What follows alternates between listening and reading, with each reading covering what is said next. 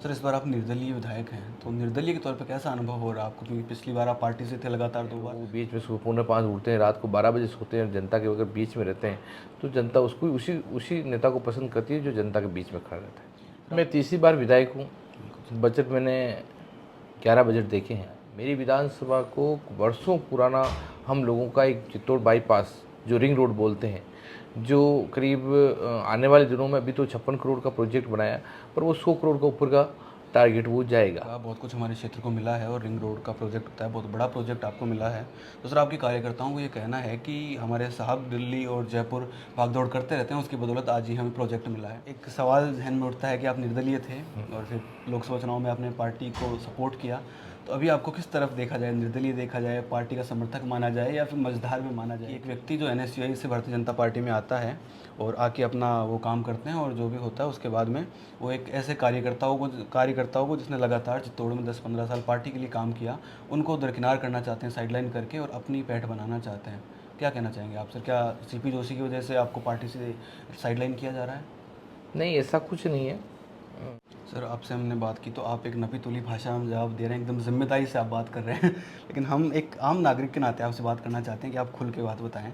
Sir, अक्सर ऐसा कहा जाता है, अभी वर्तमान की राजनीति में हम देखें तो, कि कांग्रेस पार्टी के पास ऐसे नेताओं की फ़ौज है जिनका वर्चस्व पूरे प्रदेश में है। वो एक विधानसभा से दूसरे में जाके प्रचार करते हैं तो वहाँ भी वोट मिलते हैं, और भारतीय जनता पार्टी के पास ऐसे नेताओं की कमी है। क्या आप मानते हैं ऐसा है? हाँ, जो सीनियर नेता काफ़ी थे, राजेंद्र राठौड़ थे, सतीश जी पूनिया थे, रामलाल जी शर्मा थे, या काफ़ी ऐसे सीनियर नेता थे, वो चुनाव हार गए। जो बात मैं कहता हूँ वो मन से कहता हूँ, और जिसकी ठोकता हूँ वो मन से ठोकता हूँ, उसमें कहीं दो राय नहीं। नमस्कार, मैं रितेश पारिक स्वागत करता हूं आप सभी का दी उड़ान साथ साथ में। आज की खास मुलाकात चित्तौड़गढ़ से विधायक श्रीमान चंद्रभान सिंह जी आकिया के साथ। श्रीमान चंद्रभान सिंह जी आकिया जो लगातार तीसरी बार विधायक हैं, 2 बार भारतीय जनता पार्टी की टिकट से इन्होंने चुनाव लड़ा और चुनाव जीता, और इस बार परिस्थितियां कुछ ऐसी बनी, इनको टिकट नहीं दिया गया पार्टी के द्वारा, तो उन्होंने निर्दलीय ताल ठोकी, बागी होकर उन्होंने ताल ठोकी और चुनाव जीता।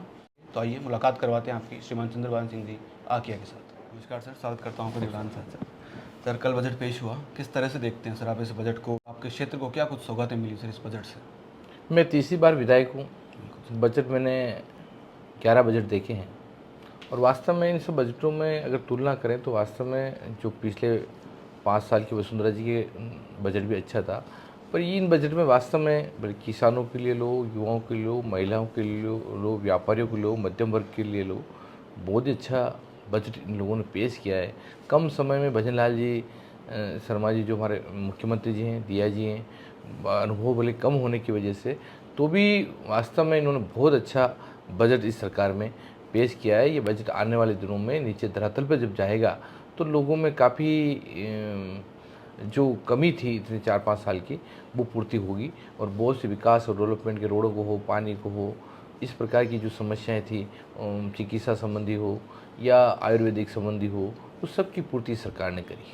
सर, आपके क्षेत्र को कुछ सौगातें मिली है? मेरे खुद की विधानसभा में भी, जिले को भी काफ़ी मिला है। मेरी विधानसभा को वर्षों पुराना हम लोगों का एक चित्तौड़ बाईपास, जो रिंग रोड बोलते हैं, जो करीब आने वाले दिनों में अभी तो 56 करोड़ का प्रोजेक्ट बनाया, पर वो 100 करोड़ का ऊपर का टारगेट वो जाएगा।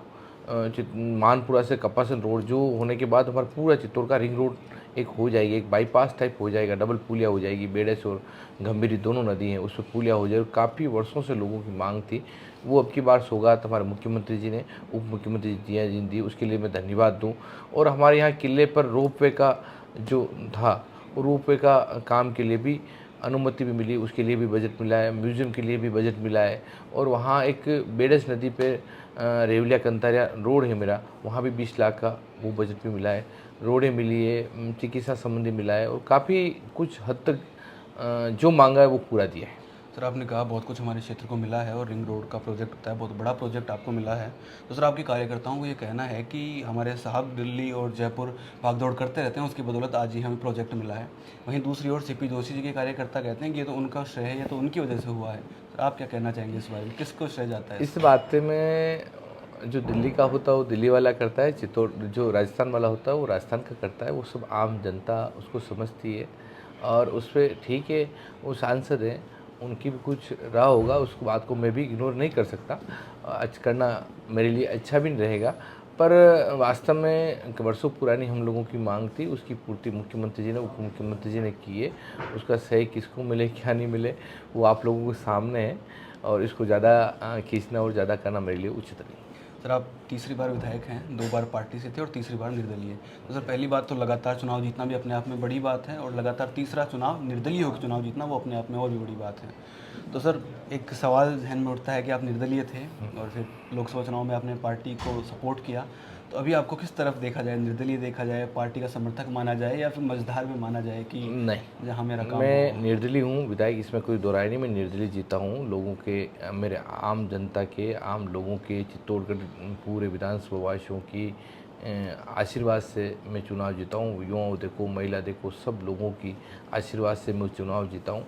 पर जीतने के बाद मैंने भारतीय जनता पार्टी को समर्थन दिया है, भले केंद्र में मिलकर दिया हो, भले यहाँ मिल के दिया हो, और मैं आज पार्टी के साथ हूँ। पार्टी के कोई भी लोकसभा चुनाव हुए या दूसरे कोई भी चुनाव में पार्टी के साथ मिलकर उनको मैंने सहमति दी है, इसलिए मैं पार्टी के साथ हूँ, और पार्टी के साथ भी जनता का जो विकास और डेवलपमेंट मैं करवा रहा हूँ। सर हमारी आपके क्षेत्र के कुछ लोगों से बातचीत हुई, तो उन्होंने कहा, हमने रिपोर्ट जानना चाहे कि क्या उनके बारे में सोचते हैं लोग। तो उन्होंने कहा कि एक व्यक्ति जो NSUI से भारतीय जनता पार्टी में आता है और आके अपना वो काम करते हैं, और जो भी होता है उसके बाद में वो एक ऐसे कार्यकर्ताओं को जिसने लगातार चित्तौड़ में 10-15 साल पार्टी के लिए काम किया, उनको दरकिनार करना चाहते हैं, साइडलाइन करके, और अपनी पैठ बनाना चाहते हैं। क्या कहना चाहेंगे आप सर? क्या CP जोशी की वजह से आपको पार्टी से साइडलाइन किया जा रहा है? नहीं, ऐसा कुछ नहीं है। मैं तो जो चुनाव जीता हूँ या चुनाव लड़ता हूँ, तो वहाँ की जनता में मैं 24 ही घंटे उनकी सेवा में रहता हूँ, और ज़मीनी धरातल का काम करने वाला हूँ।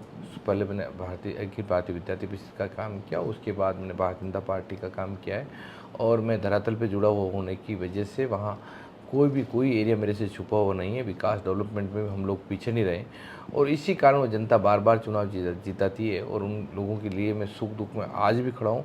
उनकी कहीं पे भी कोई भी मुसीबत होती है, हर कंधे से कंधे मिलाकर मैं उनका काम करता हूँ, और उन्हीं की वजह से मैं ये चुनाव जीता हूँ। सर इस बार आप निर्दलीय विधायक हैं, तो निर्दलीय के तौर पे कैसा अनुभव हो रहा है आपको? क्योंकि पिछली बार आप पार्टी से थे लगातार 2 बार, तो इस बार निर्दलीय के तौर पे कैसा अनुभव हो रहा है सर आपको? निर्दलीय के तौर पर वास्तव में निर्दलीय चुनाव जीतना बहुत कठिन रहता है, जब तक जनता का आशीर्वाद नहीं हो सकता है, जब तक, क्योंकि जब मैं चुनाव लड़ा था तो मैं कांग्रेस से भी लड़ा था, और मतलब बीजेपी से भी, दोनों नेशनल पार्टियां थी, और उन पार्टी से अगर मैं चुनाव निकल के आया हूँ तो कहीं न कहीं उस जनता ने मेरे लिए खूब किया है, और उसी जनता की वजह से मैं ये चुनाव जीत पाया हूँ। तो इसलिए मैं जनता के बीच में आज भी खड़ा हूँ, भले विकास का काम हो, डेवलपमेंट का काम हो, या छोटे मोटे उनके कोई प्रश्न थान है, तहसील, या कोई भी सुख दुख का काम हो, ब्याह हो, शादी हो, मौत बरकत हो, हर समय में उनके साथ खड़ा हूँ।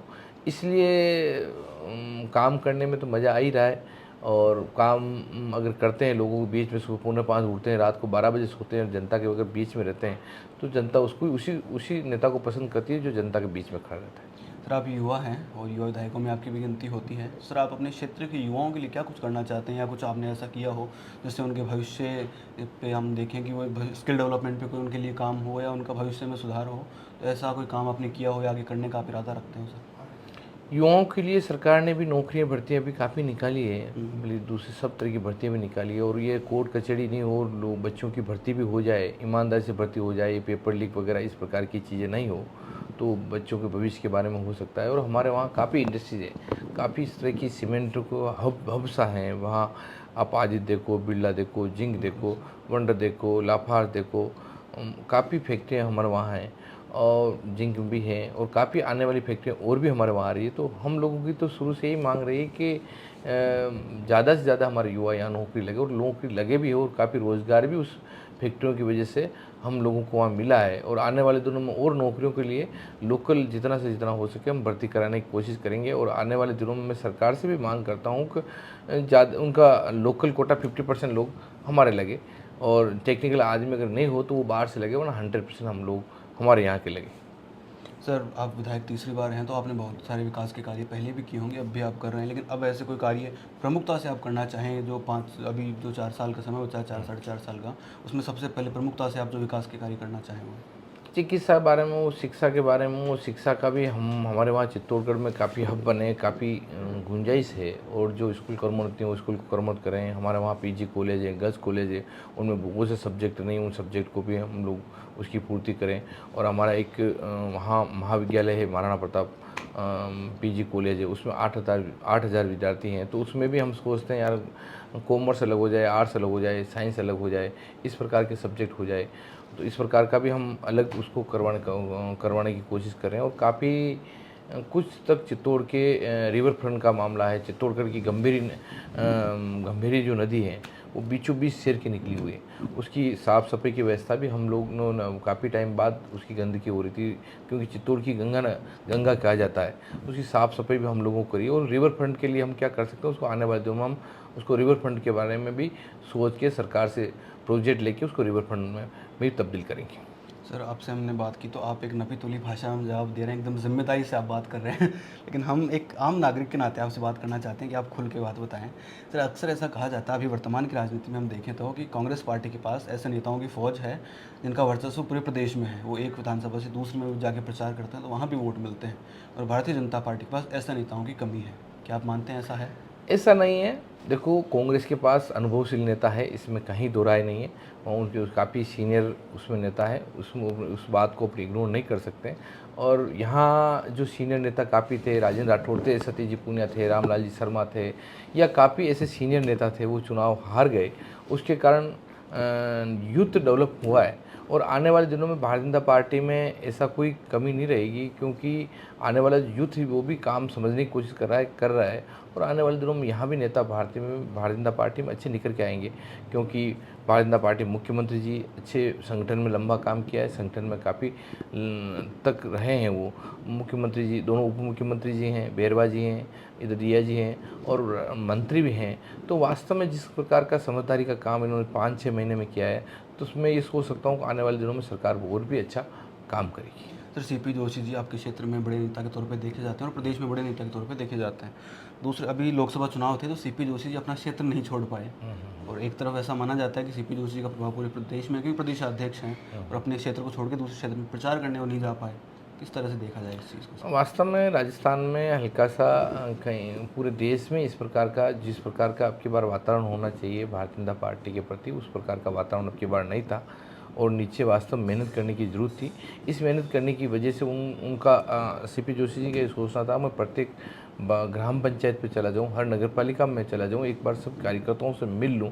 क्यों, कांग्रेस का जो सामने कैंडिडेट थे वो भी एक मजबूत नेता थे, किसान नेता थे, इसलिए सीपी जी ने वो एरिया नहीं छोड़ा। वरना ऐसा कुछ नहीं है, गए भी हैं, ऐसे एरिया से बाहर भी गए हैं, और काफ़ी हद तक अच्छे चुनाव, अच्छे वोटों से हमने चुनाव को निकाला। मन से कह रहे हैं आप ये बातें? बिल्कुल मन से, जो बात मैं कहता हूँ वो मन से कहता हूँ, और जिसकी ठोकता हूँ वो मन से ठोकता हूँ, इसमें कहीं दो राय नहीं। सही बात है। सब राजवी साहब के बारे में क्या विचार रखते हैं?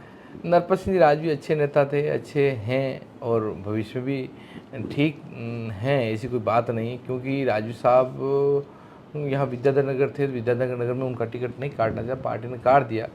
तो उनको ये वहाँ उनका कोई आधार नहीं था, पिछले 15 साल पहले रहे हैं, और उनका एज फैक्टर भी काफ़ी हैं, वो काफ़ी एजेड भी हैं। तो उस एरिया में आपस में जम नहीं पाए, और वास्तव में उनको कहीं न कहीं सेकाव नाम से, कहीं नाम से उनको कहीं कहीं पार्टी को अच्छी जगह उनको सेट करना चाहिए। सर परिवारवाद का आरोप कांग्रेस पे भारतीय जनता पार्टी के नेता और कार्यकर्ता अक्सर लगाते रहे हैं, और अभी स्थिति कुछ ऐसी है कि भारतीय जनता पार्टी में भी वही परिवारवाद की राजनीति चल रही है कि पिता पुत्र या फिर परिवार से कोई व्यक्ति। तो परिवारवाद की राजनीति के बारे में क्या कहना चाहेंगे? क्या आम कार्यकर्ता इससे हताश होते हैं? देखो, परिवारवाद वास्तव में गलत है, पर कहीं हद तक पार्टी को जिताने के लिए अगर परिवारवाद को टिकट देना पड़ता है तो इस कारण पार्टी टिकट देती है। भारतीय जनता पार्टी में भी ऐसे बहुत से टिकट मिले हैं, तो वहाँ पार्टी जीत नहीं पाती थी। अगर दूसरे को टिकट देते तो पार्टी जीत नहीं पाती, इसलिए उसी परिवार को टिकट देना जरूरी था, और इसी कारण वो टिकट दे पाए। वरना परिवारवाद की भारतीय जनता पार्टी में काफ़ी हद तक उसको ध्यान रखते हैं, और परिवारवाद में टिकट देने की कोशिश नहीं करते। सर कल विधानसभा में हम देख रहे थे, आप बजट पेश हो रहा था, कई बार आप मेज थपथपा रहे थे, कई बार नहीं थपथपा रहे थे, तो इससे हम मझधार में थे, समझ नहीं पा रहे थे कि किस तरफ आपका इशारा है नहीं, कि क्या। ऐसा नहीं, मैं सरकार के पहले भी साथ था, और अभी भी मैं भारतीय जनता पार्टी की सरकार के साथ कंधे से कंधे मिलाकर साथ था। और ऐसी बहुत सी चीज़ें थी, मेज़ थपथपाने का मतलब तो ये होता है, बहुत सी चीज़ें थी, हमारे एरिया की थी, हमारे ज़िले की थी या राजस्थान की, ऐसी बहुत सी चीज़ें थी, वो अच्छी चीज़ें थी, इसलिए मेज़ थपथपाना, सरकार बजट में बहुत सी अच्छी चीज़ें थी, इसलिए मेज़ थपथपाना ज़रूर था। और ऐसा हो सकता है कि चूक हुई हो, मैंने नहीं थपथपाई हो, वरना ऐसा कुछ नहीं था। अच्छा बजट था, अच्छा उन्होंने दिया है और जो हमने मांगा वो दिया है।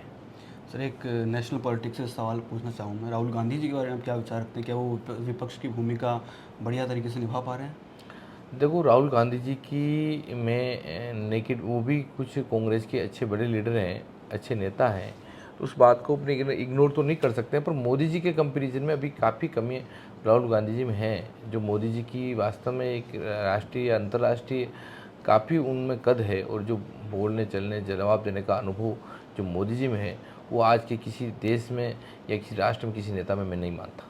सर, आखिरी सवाल पूछना चाहूँगा कि जिस प्रकार से आपको पिछले 2 टर्म मिले रहे, तब जो चीज़ें आपने मांगी वो मिली होगी। इस बार भी वैसे ही आप दिल खोल के जो आप विकास के कार्य हैं उनकी डिमांड आप करते हैं सरकार से, क्या वो मिल पाती है या मिल पाएगी, उम्मीद है? मैं 200% मेरे को मिलेगी, मेरे को कहीं कोई हिचक नहीं, जो मैंने एरिया में मांगा। और इसमें जो पूरक बजट है, मैं भी जो जो मेरे वहाँ काफ़ी कोई कमी रही है, उसको भी मैं इस पूरक बजट में ले लूँगा। इसलिए सरकार की तरफ से बजट की भी कोई कमी नहीं लगती मेरे को, फंड की भी कोई कमी मेरे को नहीं लग रही है। इसलिए अच्छा काम दे रहे हैं, और ये जो काम अभी शुरू हुए हैं वो 2-3 साल में वो पूरे हो जाएंगे। इस प्रकार का अच्छा बजट दिया है, और आने वाले दिनों में जो भी मांगेंगे वो सरकार देगी। तो जैसा कि आपने देखा, हमने एमएलए साहब से बात की। साहब निर्दलीय हैं वैसे, और पार्टी का पूरा समर्थन इनको है और इनका समर्थन पार्टी को भी पूरी तरह से है। और इनका कहना है कि निर्दलीय ज़रूर हूँ, लेकिन विकास के कार्य जो मेरे क्षेत्र में होने चाहिए वो होंगे। पूरा बजट मुझे जो मैं मांगता हूँ वो विकास के कार्य वो मुझे मिलेंगे। इसके अलावा बड़ी नपीतुली भाषा में बात करते हैं, और सीपी जोशी साहब के बारे में भी बहुत बढ़िया इन्होंने कहा, राजवी साहब के बारे में भी बढ़िया कहा। किसी पे भी कटाक्ष करने से बचते हैं। तो साहब, यही आपका अंदाज़ आपको निर्दलीय जिता। बहुत बहुत नमस्कार। धन्यवाद सर।